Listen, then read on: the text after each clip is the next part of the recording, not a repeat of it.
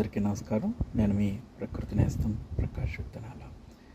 ఈ bottoms up కుండీ చూసారా?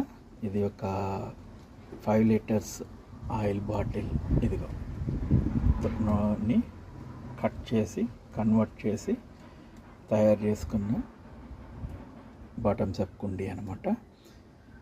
ఈ కుండీని ఎట్లా తయారు చేసుకోవాలి, దాన్ని అది ఏ విధంగా పనిచేస్తుంది, దానివలన ఎందుకంత చక్కటి ఫలితాలు కలుగుతున్నాయి అనే విషయాన్ని ఈ క్రింద ఇచ్చిన లింక్లో